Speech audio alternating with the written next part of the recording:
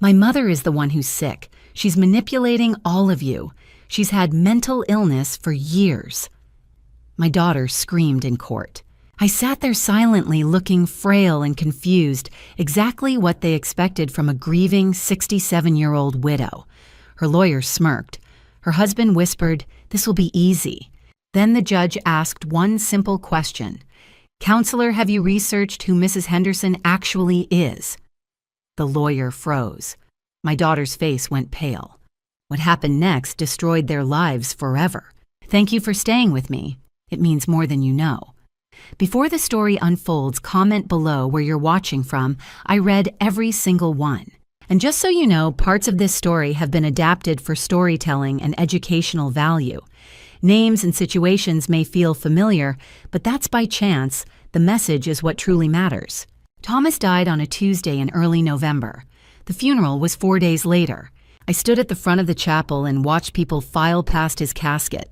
Neighbors, former colleagues from the engineering firm, a few of his Thursday night poker friends. Dorothy stood beside me, her hand on my elbow, steady and silent. I had worked in banking for 30 years. I had managed fraud investigations. I had testified in court. But that day I could barely form sentences. Then I saw her. Amanda walked through the door with a man I had never met. She wore black, her face carefully composed. For a moment, I forgot to breathe. 14 years. 14 years since she had chosen Ryan Peterson over every warning I had given her. 14 years since she had stopped answering my calls. She approached the casket. The man beside her, Ryan, I assumed placed a hand on her shoulder. She touched the edge of the wood, her head bowed. It looked like grief. It looked real. I waited for her to turn, to meet my eyes, to say something. She did not. After a minute, she stepped back. Ryan guided her toward the door. They left without a word. No hug, no acknowledgement. Just a performance for a room full of strangers. Dorothy squeezed my arm. I did not cry. I had no tears left. 2 weeks later, I sat in the office of Thomas's estate attorney. The numbers were clear. The house in Austin valued at $340,000. Savings accounts $215,000. Life insurance $50,000. Total $605,000. All of it left to me. The attorney slid the documents across the desk. I signed where he indicated. My hand was steady. Thomas had been meticulous. Every account, every policy, every deed, all in order. He had wanted to make sure I would be safe. I drove home alone. Dorothy had offered to come, but I told her I needed to think. I sat in the driveway for 10 minutes before I could make myself go inside. 3 weeks after the funeral, the letter arrived. It was addressed to me, but the return address was a law firm in San Antonio. Connor Hayes, attorney at law. I opened it standing in the kitchen. "Dear Mrs. Henderson, I represent your daughter Amanda Peterson in a matter concerning the estate of Thomas Henderson. Ms. Peterson has asked me to inform you that she intends to contest the will. She believes her father was not of sound mind at the time the will was executed, and that you exerted undue influence over him during his final months. She further alleges that you isolated Mr. Henderson from his family and manipulated him for financial gain." I read it twice. Then I set it on the counter and called Dorothy. She answered on the second ring. I told her to come over. I did not explain why. When she arrived, I handed her the letter. She read it in silence, then looked up at me. "Barbara." I shook my head. I walked to the mantel and picked up the photograph of Thomas from our 40th anniversary. He was smiling, his arm around my shoulders. We had been happy. I set the photo down and turned back to Dorothy. "I won't let them take what he worked for," I said. "I promise." The second letter arrived on December 10th. I was sitting at the kitchen table with my coffee when I saw the return address, the same law firm, Connor Hayes. I opened it slowly this time. Petition for emergency guardianship. The words blurred for a moment. I blinked and read again. Amanda was petitioning the court to declare me mentally incompetent. The document stated that I was incapacitated by grief and unable to manage my own affairs. As evidence, they had attached a copy of my therapy records from when I was 17 years old, 50 years ago, a few sessions after my mother died. Private notes I had assumed were long destroyed. Amanda volunteered to serve as my guardian. I set the letter down. My hands were shaking. I picked up my phone and called the number Dorothy had given me 2 weeks earlier, a colleague from the bank, an attorney, Michael Reynolds. His voice was calm, professional. I explained who I was and why I was calling. He listened without interrupting. "Can you come in tomorrow morning?" he asked. "Yes." "Bring everything, every document, every letter." I hung up and stared at the petition. My own daughter, claiming I was incompetent. 3 days later, I received a call from the community bank where I'd been volunteering as a fraud prevention advisor. I'd worked there 2 afternoons a week for the past 7 years, training staff, reviewing suspicious transactions, helping seniors protect their accounts. The branch manager's voice was stiff, apologetic. "Barbara, I'm sorry. We have to suspend your volunteer position. The legal team is concerned about liability until this guardianship matter is resolved." I thanked him and ended the call. Then I sat in my car in the bank parking lot and tried to breathe. 7 years. 7 years of building trust in this community. Gone. Erased by a single petition. I drove home. I did not call Dorothy. I did not want to talk. But she came anyway. She found me sitting on the couch staring at the wall. She sat down beside me and did not say anything for a long time. Finally, she spoke. "You're the smartest person I know, Barbara. You've spent 30 years catching liars. You know how to do this." I looked at her. She used my therapy records from when I was a kid. Dorothy's face hardened. "Then you show them who you are now." That night, I could not sleep. At 11:47, I went into Thomas's office. I had avoided it for weeks. His desk was still covered with his papers. His reading glasses sat beside the lamp. I opened my laptop and created a new document. I titled it, "Questions. Why did Amanda come back after 14 years? Why now? What does Ryan need the money for?" By 1 in the morning, I had 20 questions. They filled 2 pages. I leaned back in the chair and stared at the screen. Then I looked at the corner of the room, at the small safe built into the wall. Thomas had installed it 5 years ago. He had given me the combination, but I had never opened it. He kept his important papers there, deeds, insurance policies, his will. I stood up and walked over to the safe. It was 2 in the morning when I finally knew where to find the answers. I knelt down and began turning the dial. The combination was our wedding anniversary, 6 numbers, 43 years ago. The safe door opened with a soft click. Inside, I found a digital voice recorder, a backup SD card in a small plastic case, a leather file folder, and an envelope sealed with my name written in Thomas's handwriting. For Barbara. I sat back on my heels and stared at the envelope. My hands were shaking again. I opened it carefully. The letter was dated October 28th, 2 weeks before he died. "Barbara, if you're reading this, I'm gone. I'm sorry. I knew what Amanda and Ryan were doing. I heard them talking when they thought I was asleep. I saw the way Ryan watched me, the way Amanda asked questions about our accounts. I wasn't confused. I wasn't losing my mind. I knew. I recorded 4 conversations. The recorder is in the safe. The instructions are in the folder. Please listen to them. Please use them. I wanted to tell you while I was alive, but I was afraid. Afraid you would confront them and they would hurt you. Afraid I would make things worse. I'm sorry I wasn't braver. Please, Barbara, stop them. I love you, Thomas." I folded the letter and set it down. Then I picked up the recorder. The instructions were simple. Thomas had labeled each file. I found my headphones in the desk drawer and plugged them in. I did not want to hear his voice out loud. Not yet. I pressed play on the first file. Recording 1 September 12th. Thomas's voice quiet and steady, then Amanda's voice louder. "Dad, you need to think about this realistically. You and Mom have over $200,000 in savings. What are you saving it for? You're 81. Thomas's reply was calm. "We're saving it for Barbara, in case something happens to me. But what if something happens to both of you? Ryan and I could manage it. We could invest it properly. Amanda, I've already made arrangements." Her voice shifted, sharper. "You mean you're leaving everything to Mom, even though I'm your daughter?" The recording ended. Recording to September 19th. Ryan's voice this time, smooth, controlled. "Thomas, I know this is hard to talk about, but Amanda and I are worried. You've seemed forgetful lately, repeating things. We think you should see a doctor. Get checked for dementia." Thomas's voice was firm. "I'm not forgetful, Ryan." I'm just saying it's normal at your age. And if something's going on, we need to know, for legal reasons, powers of attorney, that kind of thing. Silence, then Thomas. I don't need a power of attorney. Not yet, but you might. The recording ended. Recording 3, October 3rd. Amanda again. Her voice was softer now, pleading. Dad, this is just a precaution. The lawyer said everyone over 80 should have one. It's just paperwork. It doesn't mean anything unless you're actually incapacitated. Thomas, I don't understand why this is urgent. Because what if something happens and Mom can't make decisions? Ryan and I can help. We're family. A pause, then the sound of papers rustling. Where do I sign? The recording ended. Recording 4, October 10th. This one was different. Thomas's voice was barely audible. He must have left the recorder on a table. In the background, I could hear Amanda and Ryan talking. They thought he was asleep.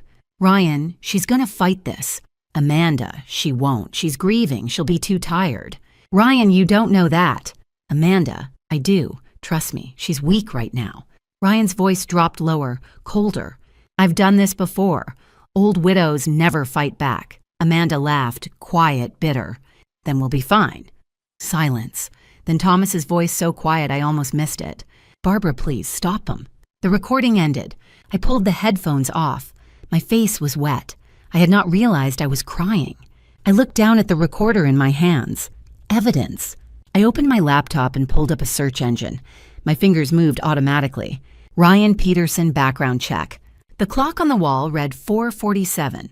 I stared at the screen and thought about Ryan's words. I've done this before. Who else had he done this to? The next morning, I made coffee and opened my laptop. I had slept 3 hours. My eyes burned.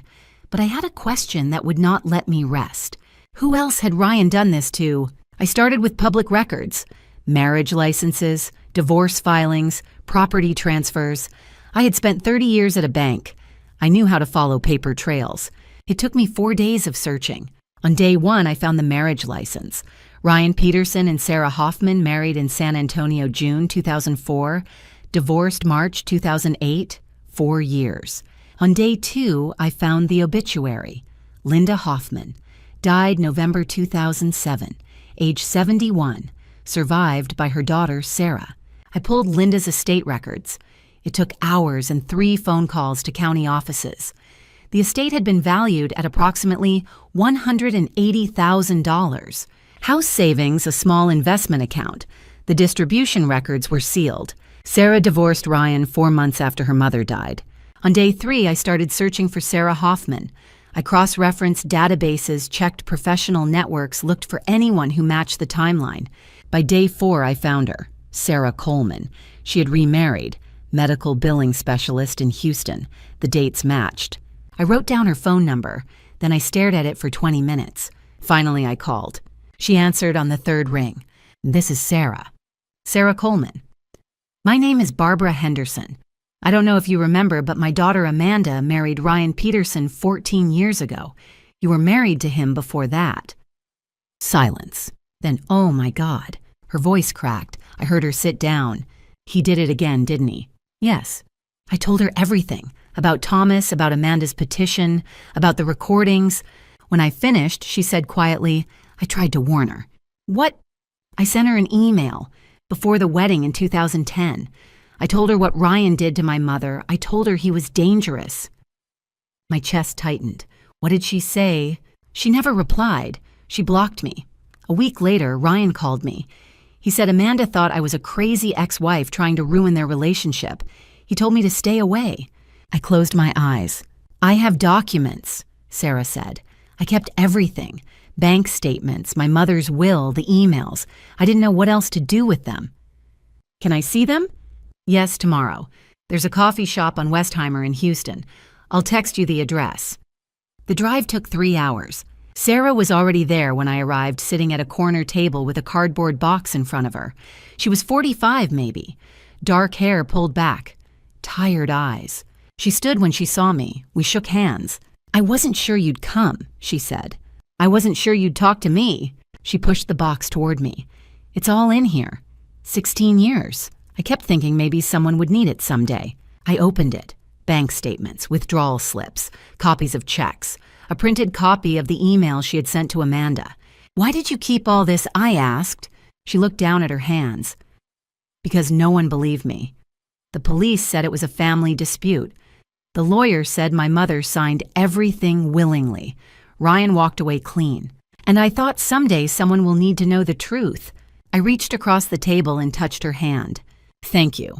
I drove home with the box on the passenger seat. Halfway back to Austin, my phone rang. Michael Reynolds. I pulled over and answered. "Barbara, we need to schedule a strategy meeting." Michael, I found Ryan's ex-wife. He did this before. To her mother in 2007.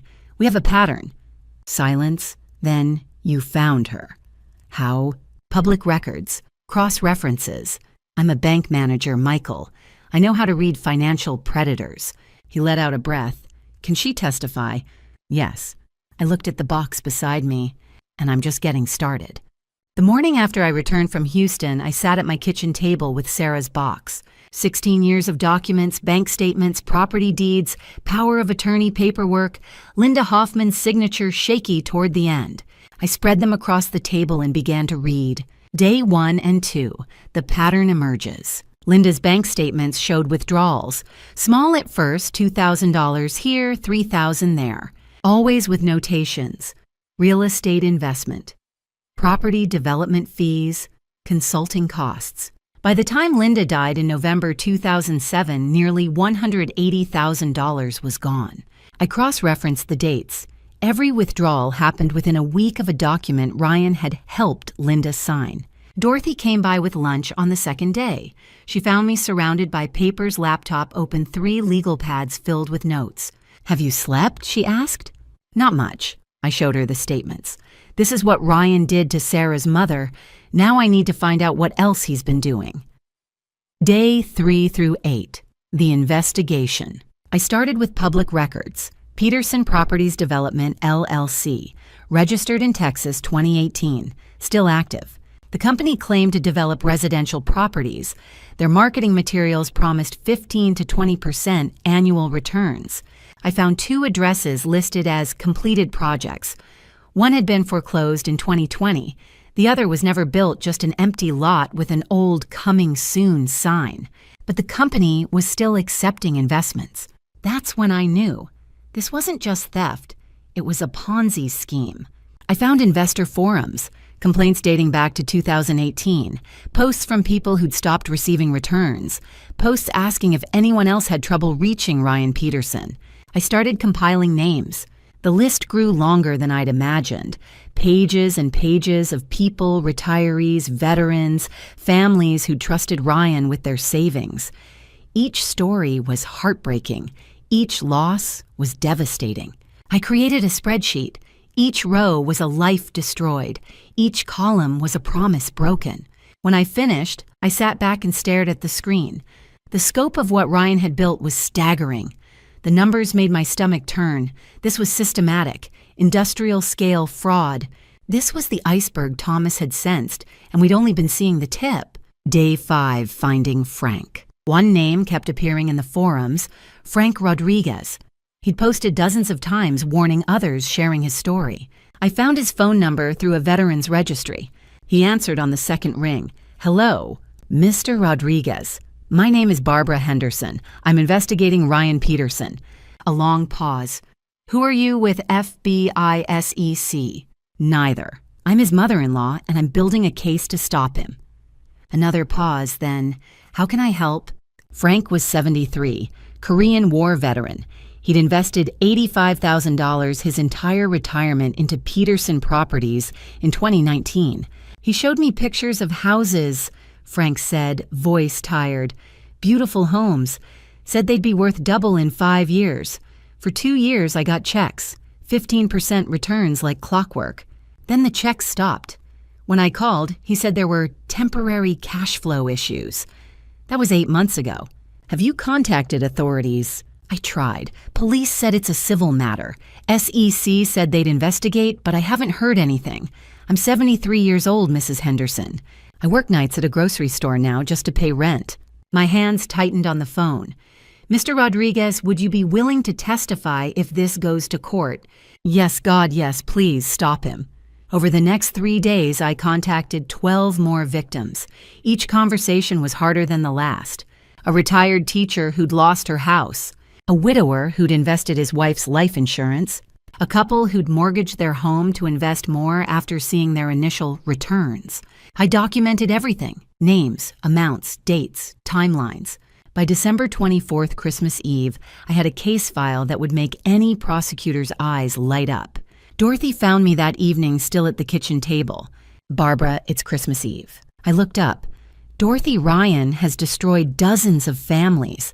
The scope of this, it's not just Thomas. It's years of fraud, millions of dollars. She sat down across from me. What are you going to do? I looked at the spreadsheet, at Frank's name, at all the others. I'm going to make sure every single one of them gets justice. I opened my laptop and typed an email to Michael Reynolds. Michael, we need to talk. This is bigger than I thought. 3 days after Christmas, I drove to Michael Reynolds' office in downtown Austin with 2 boxes of documents and my laptop. This was our first face-to-face meeting with the full picture. I'd spent the last week building a case that went far beyond Thomas's will. Michael's office was on the 6th floor glass windows overlooking the courthouse, where we'd soon face Connor Hayes. He met me at the door and helped carry the boxes to his conference table. You weren't kidding, he said, eyeing the boxes. This is bigger. I opened my laptop. Before we get to what I found, tell me about Connor Hayes. Michael pulled up a file. 31 years old, works out of San Antonio, licensed for 6 years. He's handled about 24 probate cases, mostly straightforward estate disputes. Did he research me? He did. Michael slid a document across the table. He knows you worked at Community Trust Bank for 35 years. He knows you retired as vice president. He even found your fraud prevention certifications. I frowned. Then why does he think this petition will work? Michael tapped another document. Because of this. I looked down. My psychological evaluation from 1974. Depression, anxiety, 2-week hospitalization after my father died when I was 17. 50 years old. A piece of paper from half a century ago. Connor's strategy isn't that you're stupid, Michael said. It's that you're broken. You were mentally vulnerable once. Thomas just died. He's betting the judge will believe grief has destroyed your judgment. He thinks your past makes your present irrelevant. I stared at the evaluation. So he did look. He just looked at the wrong things. Exactly. I opened the first box. Then let's show him what he missed. For the next 2 hours, I walked Michael through everything. The recordings. Thomas's voice shaking, but determined, documenting Amanda's pressure and Ryan's manipulation. Sarah Mitchell's documents. Linda Hoffman's estate. The pattern of withdrawals. The email warning Amanda in 2010 that she'd ignored. Then I pulled up the spreadsheet. Peterson Properties Development, LLC, I said. Ryan's been running it since 2018. Michael leaned forward, studying the screen. This is a Ponzi scheme, I continued. He promises 15 to 20% returns on real estate investments. 2 properties listed as completed were either foreclosed or never built. He's been using new investor money to pay returns to old investors. I clicked through pages of names. I found investor forums, complaints dating back years. I've been contacting victims, dozens of them across 6 years. How much total? Millions. I highlighted a row. This is Frank Rodriguez, 73 years old, Korean War veteran. He invested $85,000 his entire retirement. For 2 years, he got returns. Then they stopped. Now he works nights at a grocery store. Michael sat back. Jesus. I've interviewed 12 victims so far. Every story is the same. Ryan showed them pictures, promised returns, delivered for a while, then vanished. Frank said he reported it to the SEC months ago. Nothing happened. Because they're backlogged, Michael said. White-collar fraud cases take years, which is why Thomas became a target. Ryan needed fresh capital to keep paying old investors. Thomas had $600,000 in assets. Amanda was the perfect access point. Michael studied the spreadsheet for a long moment. This is extraordinary work, Barbara. You've built a federal case. I was a fraud investigator for 30 years. This is what I do. The question is strategy, Michael said, pacing. We have two separate issues, the probate case, Amanda, contesting the will and seeking guardianship, and the criminal case, Ryan's Ponzi scheme, and the exploitation of Thomas. We keep them separate, I said immediately. We win the probate case first. We prove I'm competent, that Thomas was of sound mind, and that Amanda and Ryan manipulated him. Then after we win, we hand everything about the Ponzi scheme to the FBI. Why wait? Because if we reveal the Ponzi evidence now, Ryan will know we're coming. He'll hide assets, destroy records run. But if he thinks this is just a simple estate dispute, just a grieving widow fighting her daughter, he'll stay confident, careless. Michael nodded slowly. Let him think he's only facing one charge when he's actually facing 20. Exactly. Michael sat back down. There's one more thing. The deposition is scheduled for January 10th. Connor will try to portray you as confused, grief-stricken, unable to manage your own affairs. What do you suggest? Answer his questions, but don't elaborate. If he asks about your work, tell him you worked in management. If he asks about your retirement, tell him Thomas wanted more time together. Be truthful, but don't volunteer information he doesn't specifically request. I understood. He'll assume I'm just a bank employee, not a fraud investigator. And when we get to trial, we'll show him exactly who you are. I smiled. It wasn't a kind smile. Connor Hayes is going to underestimate me, not because he didn't look, because he looked at the wrong things. Michael extended his hand, not as a lawyer to a client, as a partner. I shook it. Let's destroy them, he said. The deposition took place in a sterile conference room in Connor Hayes' San Antonio office. Fluorescent lights, beige walls. A court reporter sat in the corner with her stenography machine. Connor sat across from me, polished and confident. Amanda attended via video conference, her face filling a monitor on the side table. Michael sat beside me, calm and watchful. Connor began with the standard questions. Name, address, date of birth. Then he shifted to my mental state. Mrs. Henderson, how have you been coping since your husband's death? I paused, letting my hands tremble slightly on the table. It's been very difficult. Some days I can barely get out of bed. I understand. Can you tell me about your work history? I looked down as if gathering my thoughts. I worked at Community Trust Bank for a long time. Can you be more specific about your role? I was in management, operations, compliance, things like that. Connor leaned forward. What was your exact title? I hesitated, rubbing my temple. It changed over the years. I'm not sure I remember all the details. It's been hard to think clearly since Thomas. My voice trailed off. I dabbed at my eyes with a tissue. Connor's expression softened, sensing victory. Did your work involve direct customer service? Sometimes. I helped people. I tried to help people. And you retired in 2022. Yes. Thomas wanted us to have more time together. My voice cracked. And now he's gone. On the video monitor, Amanda dabbed at her own eyes, performing grief for the camera. Connor glanced at his notes.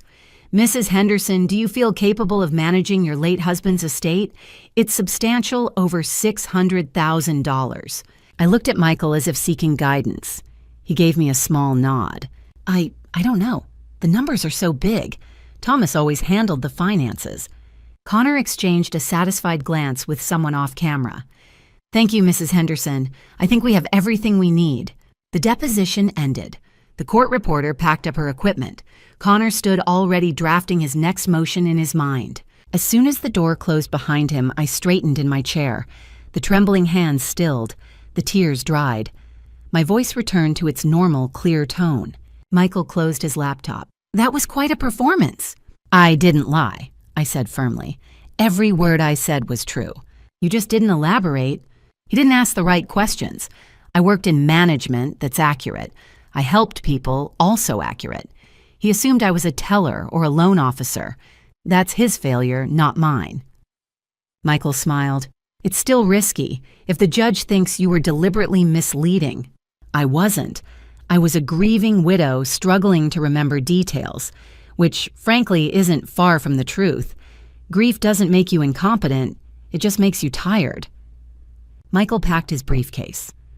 Connor's going to go into court thinking he has an easy win. Good. That evening at Amanda and Ryan's house, Amanda replayed the deposition video for her husband. "Look at her," Amanda said, pointing at the screen. "She can't even remember her own job title. She's completely broken." Ryan watched, arms crossed. "This will be easy. The judge will see she can't handle the estate. You'll get guardianship, and then everything goes back where it belongs," Amanda finished. They smiled at each other. Neither of them noticed what Barbara had actually said. Management, compliance, helped people. They heard what they wanted to hear: weakness. I drove home alone, windows down despite the January chill. My phone rang. Dorothy. "How did it go?" "Perfect," I said. "They think I'm incompetent." "Exactly as planned." Dorothy laughed. "You're terrifying, you know that." "Connor Hayes called me a bank employee. He has no idea what's coming." And Amanda, I thought of my daughter's face on that video monitor, the fake tears, the calculated performance. "She thinks this will be easy," I said quietly. "She has no idea who I am." I hung up and drove the rest of the way in silence. Tomorrow, Michael would file our response. In 2 weeks, we'd be in court. And Connor Hayes would learn that grief and weakness are not the same thing. 2 weeks later, the night before the trial, I drove to the cemetery. It was January 24th. The sun was setting. The air was cold. I brought white roses, Thomas's favorite. His grave was in the older section under a live oak tree. I knelt down and set the roses beside the headstone. Thomas William Henderson, beloved husband, 1943 to 2024. I touched the stone. It was cold beneath my fingers. "Tomorrow is the day," I said quietly. "I have everything you left me, the recordings, the journal, your letter. I'm ready." The wind moved through the branches above me. "I love you, always." I stayed for 10 minutes. Then I walked back to my car. Dorothy was waiting, leaning against the door. She did not ask what I had said. "Let's go home." At 10 that night, I sat at the kitchen table. 3 evidence folders spread out in front of me. Recordings. Sarah Mitchell / Linda Hoffman, Peterson Properties, Ponzi. Everything organized. Everything documented. Everything ready. I texted Michael. "See you at 8:30 tomorrow." His reply came immediately. "Ready?" "Yes." I opened Thomas's desk drawer and pulled out his letter, the one from the safe. I unfolded it and read it again. "Please, Barbara, use these recordings. Stop them." I folded it carefully and slipped it into the pocket of the jacket I would wear tomorrow. A talisman. I set my alarm for 6. I did not fall asleep until 2. When the alarm went off, I got up immediately. I showered, made coffee, dressed carefully. Navy suit, not black, not the color of mourning. Navy. Professional. Strong. I fastened Thomas's wedding ring onto a thin gold chain and put it around my neck. I tucked it under my blouse. No one would see it, but I would know it was there. Pearl earrings, my mother's, simple, elegant. I looked at myself in the mirror. Not a grieving widow, a warrior. Dorothy arrived at 8. We arrived at the courthouse at 8:30. Travis County Courthouse, downtown Austin. The building was tall, granite, imposing. Michael was waiting at the entrance. Dorothy squeezed my hand before I went through security. "Go get them." Courtroom 4C was on the 4th floor. We arrived early. The room was empty. Rows of wooden benches, the judge's bench at the front, 2 tables. I walked to the plaintiff's table and sat down. I looked up at the judge's bench. This was where it would happen. Michael sat beside me and opened his briefcase. We did not speak. We waited. At 9:05, the doors opened. Amanda walked in first, then Ryan, then Connor Hayes. Amanda wore an expensive cream-colored dress. Designer. I recognized the label. $1,500. I had seen the credit card statement in the subpoenaed records. Paid for with money stolen from Thomas's accounts. She looked confident, composed. She sat at the defendant's table. Ryan beside her. Connor joined them. Amanda glanced over at me. Her eyes swept across my face. A quiet woman in a navy suit, a widow. She looked away. She still thought I was weak. At 9:20, the clerk entered. "All rise, the Honorable Judge Catherine Brooks presiding." I stood. Michael stood beside me. Across the aisle, Amanda and Ryan stood. Judge Brooks entered. Early 60s, sharp eyes, no-nonsense expression, 20 years on the bench. She sat, we sat. She looked at the case file, then at us. "Good morning. We are here for Henderson versus Peterson. Counsel, are both parties ready to proceed?" Michael stood. "Yes, Your Honor." Connor stood. "Yes, Your Honor." Judge Brooks nodded. "Let's begin." I kept my eyes forward, my hands folded in my lap. Thomas's ring pressed against my chest beneath my blouse. Amanda had no idea what was coming. None of them did. If you're still here, drop any number from 1 to 7 in the comments so I know you're still with me. And if you were in my place standing on the edge of this courtroom, would you keep pretending to be weak and let them underestimate you? Or reveal everything at once and end it right there? Tell me what you would do. And one quick note before we continue, the next part of this story includes some dramatized elements added for storytelling and educational purposes. If this isn't for you, you're free to stop watching here. Connor Hayes stood and walked to the center of the courtroom. He began his opening statement at 9:22. "Your Honor, this case is about a vulnerable woman who has been through unimaginable grief. Barbara Henderson lost her husband 3 months ago. Since then, she has been unable to manage her own affairs. She is confused, forgetful. She isolated herself from her daughter. And most troubling, she convinced her husband to leave her everything, cutting out their daughter, Amanda, entirely." He gestured toward me. "Mrs. Henderson needs protection from herself." He spoke for 12 minutes. He painted me as incompetent, as a manipulator who had isolated Thomas and coerced him into changing his will. I sat quietly, my hands folded. I did not react. At 9:35, Judge Brooks asked Connor to call his first witness. The petitioner calls Amanda Peterson. Amanda walked to the witness stand, was sworn in, and sat down. Connor began. "Mrs. Peterson, can you describe your relationship with your mother?"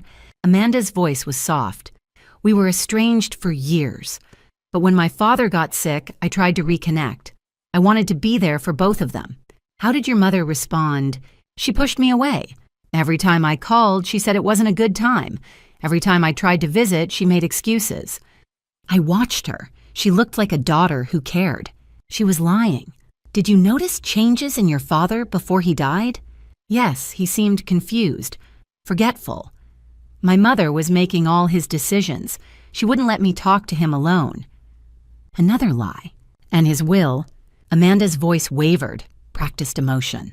"It changed suddenly. Just weeks before he died. Everything went to my mother. I think she pressured him. I think she took advantage of his condition." She looked at the judge. "I just want to help my mother. She's not capable of managing the estate alone." Connor sat down. Judge Brooks looked at Michael. "Mr. Reynolds, do you wish to cross-examine?" Michael stood. "Not at this time, Your Honor." Connor's eyebrows went up. He had expected a challenge. Judge Brooks nodded. "Mr. Reynolds, you may present your case." Michael stood again. "Your Honor, before I begin, may I ask Mr. Hayes a question?" Judge Brooks frowned slightly. "Proceed." Michael turned to Connor. "Mr. Hayes, do you know what my client did for a living?" Connor hesitated. "She was a bank employee, some kind of manager. Did you research her background, her career?" Connor's face tightened. "I reviewed the relevant materials. So you don't know." Michael turned to Judge Brooks. "Your Honor, I'd like to call Barbara Henderson to the stand." I stood and walked to the witness stand. The clerk held out the Bible. I placed my left hand on it and raised my right. "Do you swear to tell the truth, the whole truth, and nothing but the truth?" "I do." I sat down. I straightened my back. I looked directly at Judge Brooks. I saw her eyes sharpen. She was looking at me differently now, not as the fumbling widow from the deposition footage, as someone else. Michael approached. "Mrs. Henderson, would you please state your full name and occupation for the record?" I took a breath. "Barbara Ann Henderson, Vice President, Senior Fraud Prevention, retired."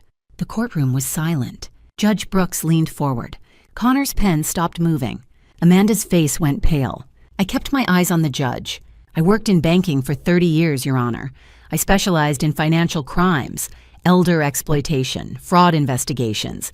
I testified as an expert witness in 38 cases. 31 resulted in convictions." Michael nodded. "Thank you, Mrs. Henderson. Now let's talk about what really happened." I stood on the witness stand, hands still raised from the oath. The courtroom felt different from this angle. I testified before, but never for myself. Michael approached. Mrs. Henderson, can you tell the court about your professional background? I straightened. Barbara Ann Henderson, Vice President, Senior Fraud Prevention Community Trust Bank, Austin, Texas. I worked there for 35 years before retiring in 2022. Connor stood immediately. Your Honor, we're aware of Mrs. Henderson's employment history. What's at issue here is her current mental state following the traumatic loss of her husband 2 months ago. Judge Catherine Brooks turned to him. Mr. Hayes, you filed a petition claiming Mrs. Henderson is incompetent to manage her own affairs. Did you investigate her professional qualifications before making that claim? Connor shifted his weight. Your Honor, we reviewed her employment records thoroughly. She held a vice president title, yes, but we also reviewed her psychological history from 1974, which shows a pattern of mental vulnerability. Combined with the recent trauma of losing her husband and her behavior during the deposition, 1974. Judge Brooks's tone sharpened. You're basing a competency claim on a teenage trauma from 50 years ago. Not solely, Your Honor, but when combined with her current grief and the confusion she exhibited during deposition, we believe it demonstrates a concerning pattern. Judge Brooks held up a hand. We'll address the deposition shortly. Mrs. Henderson, please continue. I nodded. I specialized in fraud prevention and elder financial exploitation. I trained bank employees across Texas to recognize warning signs of financial abuse. I also served as an expert witness in criminal and civil cases involving fraud. Michael pulled up a document on the screen. How many cases? 38 cases over 23 years. 31 resulted in convictions or judgments against the defendants. Judge Brooks leaned forward, studying me. A flicker of recognition crossed her face. Mrs. Henderson, did you testify in this courthouse before? Yes, Your Honor, twice. The Davidson embezzlement case in 2019 and the Martinez elder exploitation case in 2022. The judge's expression shifted. I presided over Davidson. I remember your testimony. It was excellent. Thank you, Your Honor. Connor's confidence visibly cracked. He exchanged a panicked glance with Amanda in the gallery. I met the judge's eyes. Your Honor, Mr. Hayes isn't wrong when he says I'm a bank employee. But over 35 years, my job wasn't counting money. It was counting lies. Connor shifted uncomfortably. I continued. I investigated fraud. I documented elder financial exploitation. I trained employees across Texas to recognize warning signs. And I sat in witness stands like this 138 times to put people like Ryan Peterson in prison. I turned to face Connor directly. Mr. Hayes asked me during the deposition what I did at the bank. I told him management operations compliance. All true. But he never asked the right follow-up questions. He never asked if I'd testified in court. He never asked how many criminals I'd helped convict. I looked back at Judge Brooks. 31 convictions, Your Honor. I sat across from fraudsters, embezzlers, and con artists for 3 decades. I know exactly what they look like. I know exactly how they operate. A pause. And I know exactly what my daughter and her husband have done to my family. The courtroom was silent.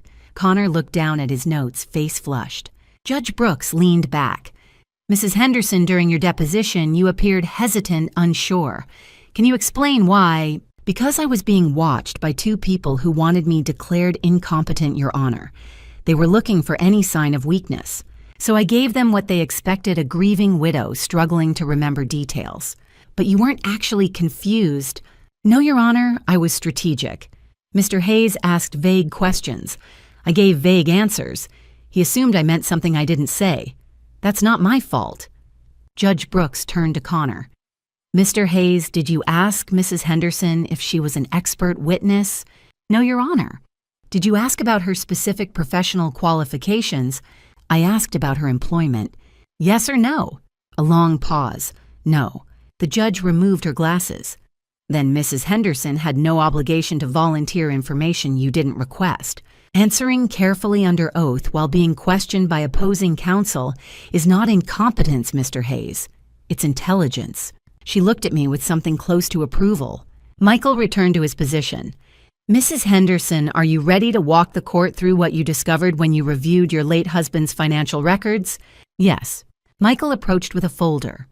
Your Honor, we'd like to present evidence of systematic financial exploitation of Thomas Henderson in the months before his death.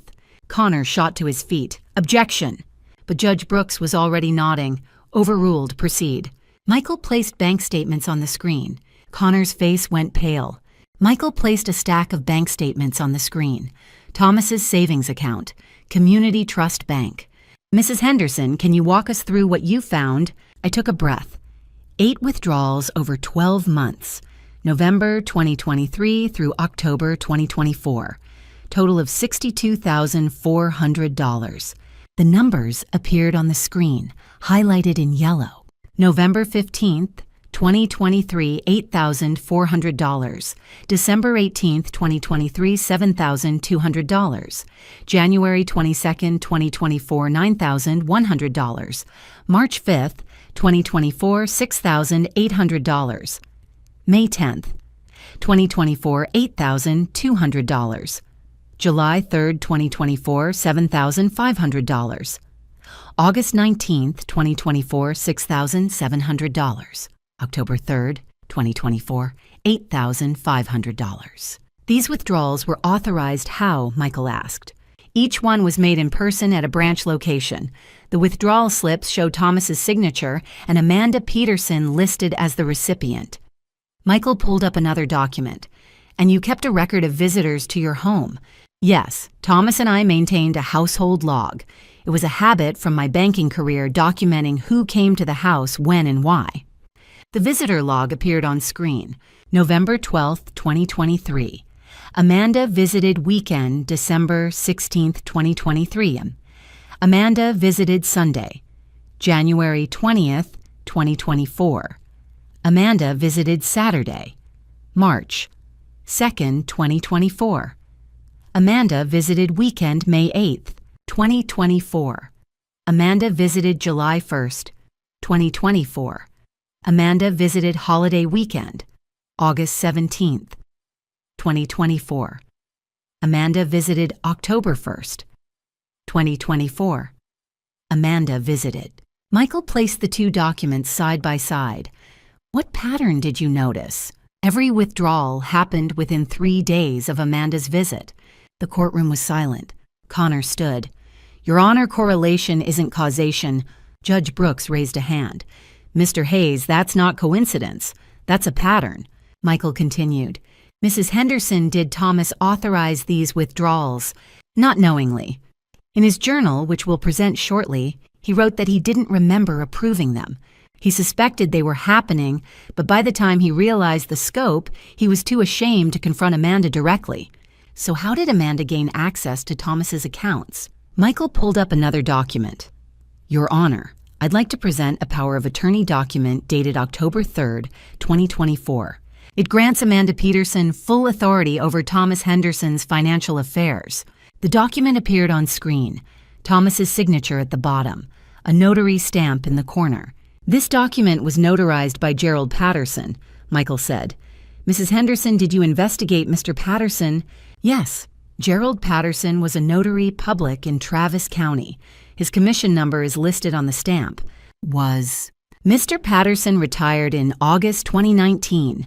His notary commission expired at that time. This document is dated October 3rd, 2024, 5 years after his retirement. Murmurs rippled through the courtroom. Connor shot to his feet. Objection! We haven't had time to verify. Michael cut him off. Your Honor, I have Mr. Patterson's notary records from the Texas Secretary of State. Commission number 129847356, expired August 15, 2019. I also have his death certificate. Mr. Patterson passed away in February 2023. The judge leaned forward. Someone used a stamp from a deceased retired notary to forge a power of attorney. Yes, Your Honor. This is felony forgery under Texas Penal Code Section 32.21. Amanda's face went white. Ryan stared straight ahead. Connor sat down slowly, all fight gone. Judge Brooks removed her glasses. Mr. Hayes, your client presented this power of attorney as evidence of Thomas Henderson's wishes. You're telling me it's a forgery. Connor said nothing. Michael continued. Your Honor, the notary records are clear. This document is fraudulent. Combined with the withdrawal pattern and Thomas's own journal, which documents his confusion and fear, this establishes systematic financial exploitation. The judge turned to the court reporter. Note for the record, the district attorney's office will be notified of potential felony forgery and elder financial exploitation. Michael paused, letting the weight of the evidence settle. Your Honor, the $62,000 stolen from Thomas Henderson represents direct exploitation of a dying man by his own daughter. But this case is about more than money. It's about a predatory pattern. Connor stood. Objection relevance.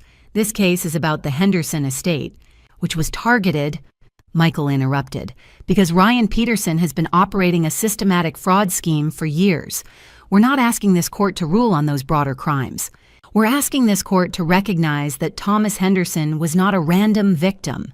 He was deliberately selected by a career predator who married into this family for access. Judge Brooks leaned forward. Mr. Reynolds, are you suggesting there are additional victims beyond Mr. Henderson? Yes, Your Honor, we've uncovered evidence of a larger pattern of fraud. But that's a matter for federal authorities. Today we're here to prove that Barbara Henderson is competent, that Thomas Henderson was of sound mind, and that they were both systematically exploited by people they trusted. The judge nodded slowly. Noted. The broader fraud allegations are beyond this court's scope, but the pattern is relevant to motive and credibility. Proceed carefully, Mr. Reynolds. Thank you, Your Honor. Michael turned back to me. Mrs. Henderson Thomas mentions recordings in his final journal entry. Did you find those recordings? Yes, 4 audio files in the same safe where I found his journal. Your Honor. Michael said, before we present the audio evidence, I'd like Mrs. Henderson to read from Thomas's journal. It provides crucial context for what we're about to hear. Judge Brooks looked at Connor. Any objection? Connor sat silent, defeated. Proceed. Michael approached the bench with a leather-bound journal. Thomas's journal. Your Honor, I'd like to present Thomas Henderson's personal journal recovered from a locked safe in his home office. Connor stood. Objection, we haven't had time. Judge Brooks cut him off. Mr. Hayes, was this listed in evidence disclosure? Yes, Your Honor, January 3rd, 3 weeks ago. Overruled, proceed. Michael opened to the first entry. Mrs. Henderson, please read September 15th. I steadied my breath. September 15th, Amanda called today. First time in 13 years. She wants to reconnect. Barbara is cautious. I want to believe Amanda has changed. But when she asked about our savings, there was something in her voice, something calculating. October 3rd. Amanda brought Ryan today. He's charming. But he kept looking at things. The paintings, the furniture, like he was appraising them. Barbara said, something's wrong. I didn't want to believe her. November 10th. Ryan asked about my estate plan today. What happens if something happens to you? I told him I'm not dead yet. He laughed, but his eyes didn't. December 2nd. My head felt foggy today. Amanda brought papers. Insurance forms, she said. I signed them because I trust my daughter. Later, I looked power of attorney. Why would I sign that? I'm so ashamed? December 20th. Money is missing from our accounts. I called Amanda. She said it's for investments I approved. I don't remember approving anything. Am I losing my mind? January 8th.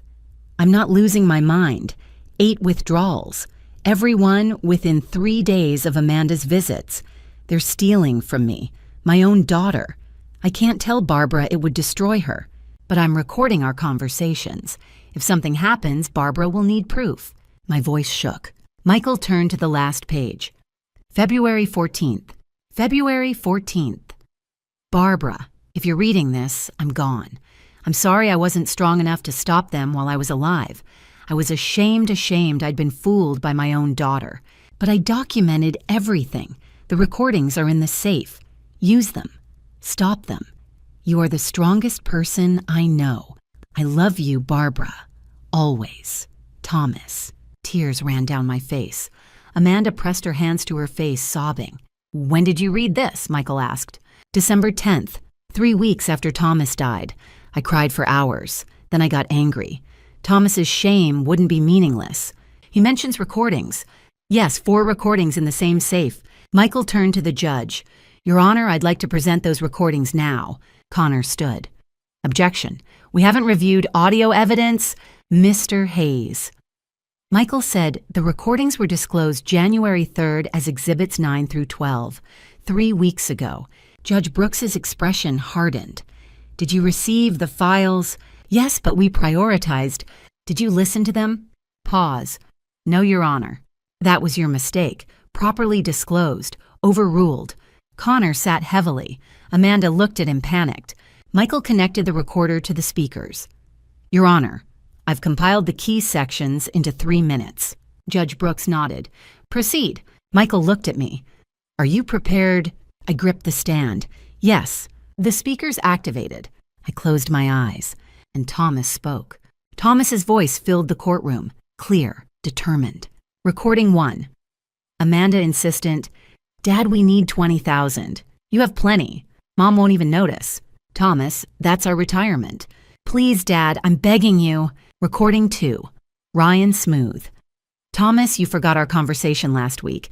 You forgot you agreed to the power of attorney. Your memory is getting worse. This protects Barbara too. Thomas afraid, I don't remember agreeing. That's exactly why we need to do this now before you can't make decisions at all. Recording 3. Amanda urgent. Dad sign here. We talked about this yesterday. Thomas confused. When did we? Yesterday, Dad. Ryan's waiting. Just sign. Sound of pen on paper. Thomas's shaky breath. Then recording 4. 90 seconds that destroyed everything. Thomas, I need to rest now. Door closing. Silence. They thought he was asleep. Amanda, how much longer? Ryan, does it matter? Once he's gone, we move fast. File incompetence, get guardianship. 3 months. Amanda, what if she fights? Ryan cold. She won't. She's 67 and grieving. I've done this before. Old widows never fight back. They're too broken. Pause.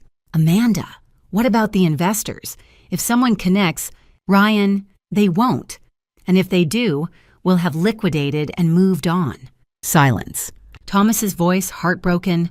Barbara, please, stop them. The courtroom was silent. Then Amanda exploded. No, she edited that. Judge Brooks's gavel cracked. Sit down. She's lying. Bailiff? I stood shaking.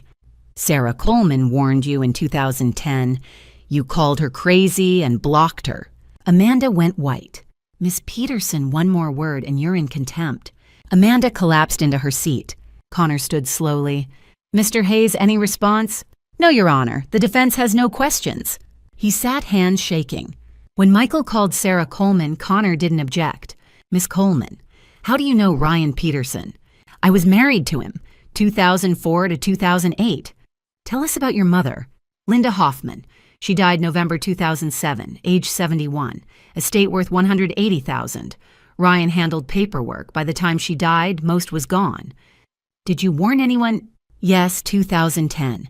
I emailed Amanda before she married Ryan, told her what he'd done. The email appeared on screen.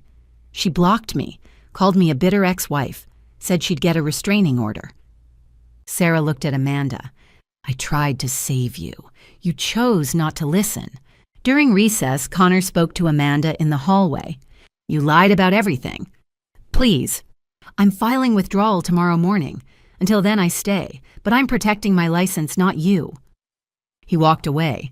Ryan appeared. You just destroyed us. Judge Brooks returned. Court adjourns. Ruling tomorrow, 9 a.m. Mr. Hayes, will you have filed by then? Yes, Your Honor. Amanda looked at me, desperate. I looked away. The courtroom felt different the next morning. Connor Hayes was gone. In his place sat Amanda and Ryan alone at the defense table. Amanda's eyes were red and swollen. Ryan stared straight ahead, expressionless. Judge Brooks entered. We all stood. Before we proceed with my ruling, the judge said, settling into her chair, I've reviewed Mr. Hayes' emergency motion to withdraw as counsel, filed at 6:45 this morning. The motion cites material misrepresentation by his client and ethical concerns regarding continued representation. The motion is granted. She looked at Amanda. Ms. Peterson, you have the right to retain new counsel. However, given the overwhelming evidence presented yesterday and the seriousness of the allegations, I'm prepared to issue my ruling today. Do you wish to request a continuance to secure representation? Amanda looked at Ryan. He shook his head, once sharp and cold. No, Your Honor, Amanda said quietly. Very well. Judge Brooks opened a file. Her expression was grave. I've presided over probate cases for 15 years. I've seen family disputes, contested wills, allegations of undue influence. But I have never seen a case quite like this. She looked at me. Mrs. Barbara Henderson, this court finds you to be fully competent in all respects. Your testimony was clear, detailed, and supported by extensive documentation. Your professional background as a fraud prevention expert and your 38 instances of expert witness testimony establish beyond question that you possess the knowledge and capability to manage your own affairs. I exhaled slowly. Furthermore, the judge continued, the petition filed by your daughter relied on a psychological evaluation from 1974, 50 years ago, and deliberately mischaracterized your behavior during a deposition where you were quite reasonably cautious in your responses to opposing counsel. She turned to Amanda. Ms. Peterson, your petition claimed your mother needed protection from herself. The evidence shows the opposite. Your mother needed protection from you. Judge Brooks's tone hardened. The evidence presented to this court demonstrates systematic financial exploitation of a dying man. 8 withdrawals totaling $62,400 each, occurring within days of your visits. A forged power of attorney using the stamp of a deceased notary. And audio recordings that capture in your own words and those of your husband a calculated plan to exploit both your father and your mother. Amanda's shoulders shook. Mr. Thomas Henderson was of sound mind. His journal entries are lucid, detailed, and heartbreaking. He knew what you were doing. He documented it. And he left evidence specifically to protect his wife from the very exploitation you attempted. The judge paused. The recordings are particularly damning. Mr. Peterson's statement, I've done this before. Old widows never fight back. Combined with testimony from his ex-wife about a nearly identical pattern of exploitation, establishes that this was not an isolated incident. This was predatory behavior. Judge Brooks looked down at her notes. The court's orders are as follows. 1. The petition for emergency guardianship is dismissed with prejudice. It may not be refiled. 2. This court refers this matter to the Travis County District Attorney's Office for criminal prosecution. Potential charges include theft, forgery, elder financial exploitation, and perjury. 3. This court refers this matter to the Federal Bureau of Investigation. The evidence suggests Mr. Peterson has engaged in a pattern of fraud spanning multiple victims over many years. Federal authorities are better equipped to investigate the full scope. 4 all assets of Amanda Peterson and Ryan Peterson are frozen effective immediately pending criminal proceedings. 5 Barbara Henderson is confirmed as the sole executor and beneficiary of Thomas Henderson's estate with full authority to administer all assets. 6 This court apologizes to Mrs. Henderson. The probate process exists to protect vulnerable individuals, not to be weaponized against them. Judge Brooks looked at me. Mrs. Henderson, your husband, would be very proud of you. My voice was barely a whisper. I hope so. The gavel fell. Amanda turned to me, tears streaming down her face. Mom, please. I stood, looked at her. My daughter, the child I'd raised. Don't, I said quietly. There's nothing left to say.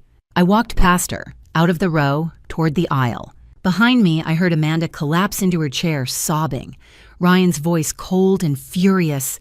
Get up, don't say another word, we're done here. In the hallway, Dorothy was waiting. She hugged me tightly. You did it. I pulled back. I don't feel like I did anything. Sarah Coleman approached, eyes bright.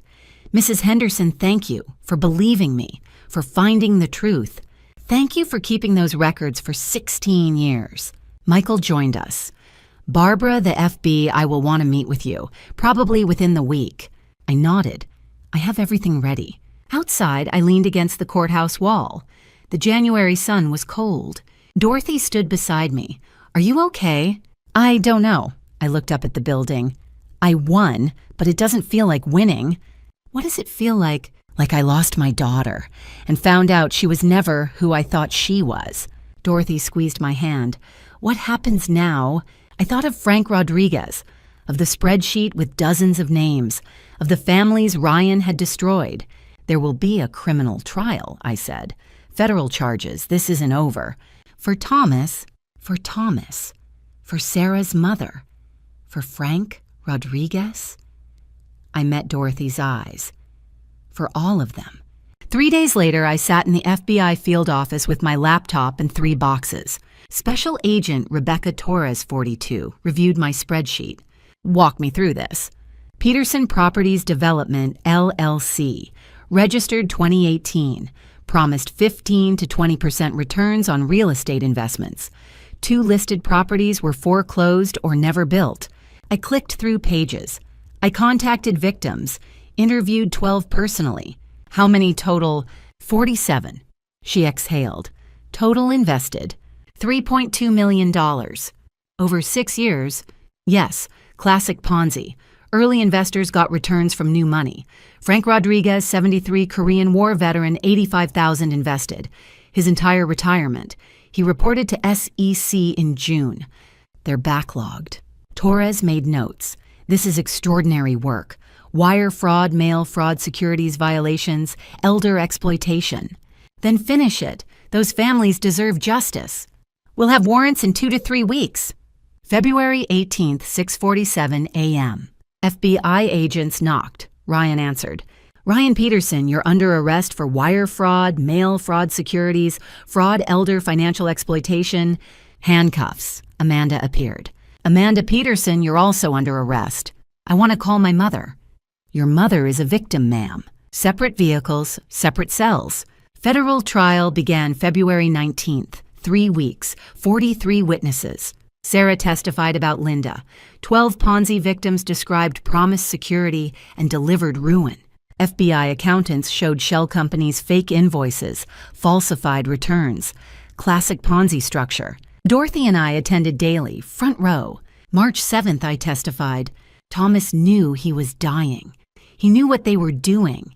He wanted me to stop them from doing it to anyone else. Defense cross-examined. You were estranged 14 years. Could grief color your judgment? I faced the jury. Amanda is my daughter. I raised her. I love her. But love doesn't make you blind. She chose to marry a con artist. She chose to exploit her dying father. Those were her choices. No follow-up. Frank Rodriguez testified. 73 uniform jacket. Mr. Peterson promised college funds for my grandchildren. I lost $85,000, 50 years of savings. You stole my dignity, my peace, my future. I'm 73 stocking shelves at night to pay rent. He turned to me. Mrs. Henderson found me, built this case, gave us hope. Dorothy held my hand. I cried. March 11th, both sides rested. Judge closing arguments tomorrow. Sentencing 6 weeks after verdict for pre-sentencing reports. Outside, Dorothy asked, "How do you feel?" Empty. Like I won a war but lost everything that mattered. Tomorrow it ends. But it didn't feel like victory. It felt like grief. 6 weeks after the trial, the federal courtroom felt different. No more testimonies.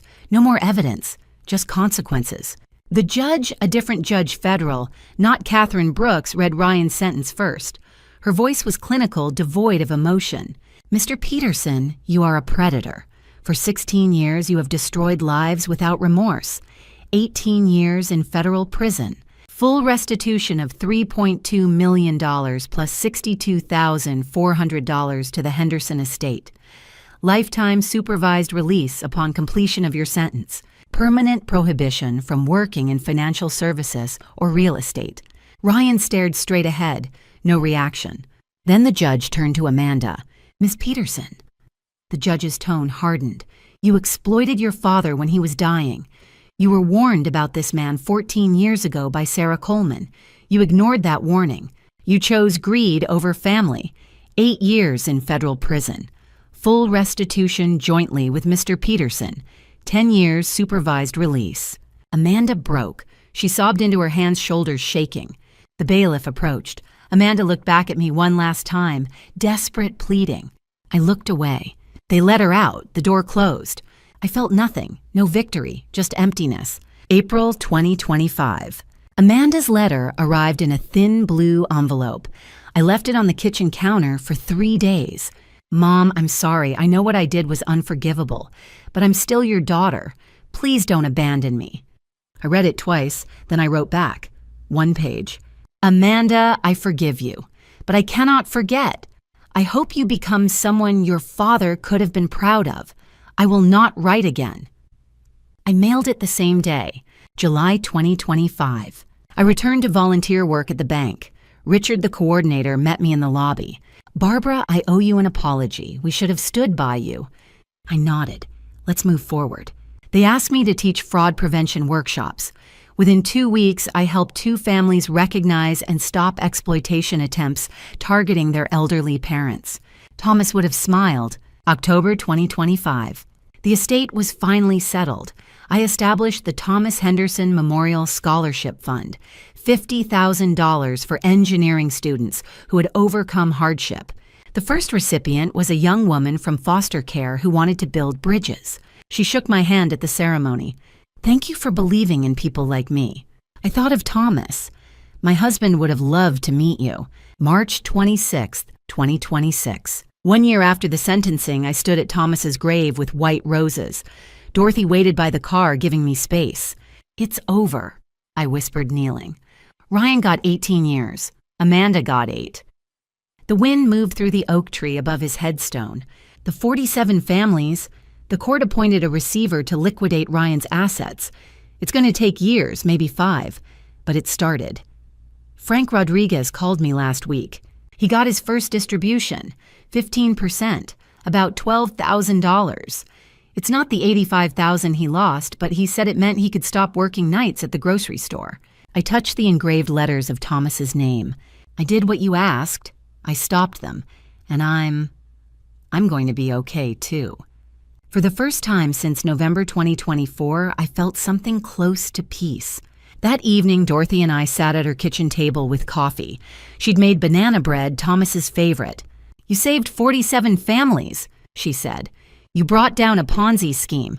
Barbara, you won. I shook my head. I lost my daughter. You lost who she chose to become, Dorothy corrected gently. That's not the same thing. I took a sip of coffee. She was right. Justice wasn't revenge. It wasn't triumph. It was just what had to be done. Thomas had asked me to stop them.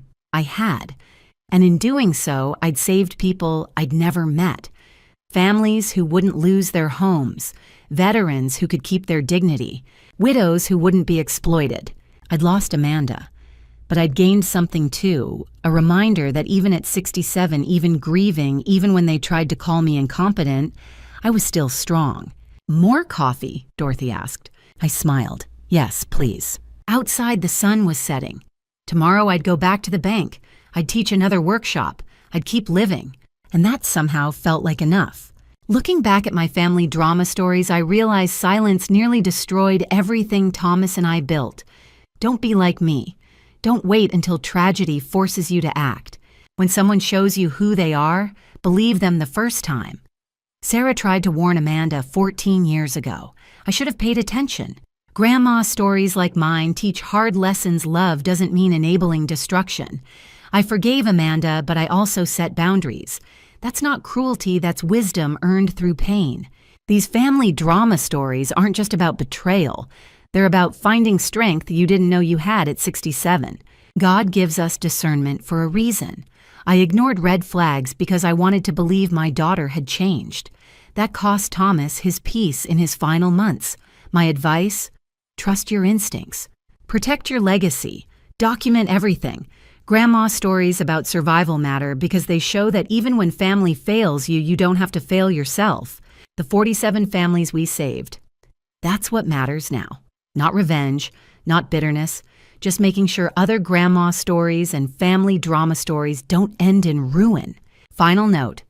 This content contains dramatized storytelling elements for educational purposes. Some details are fictionalized, but the lessons and messages are entirely valuable. If this style doesn't suit you, that's okay. Please seek content that better fits your needs.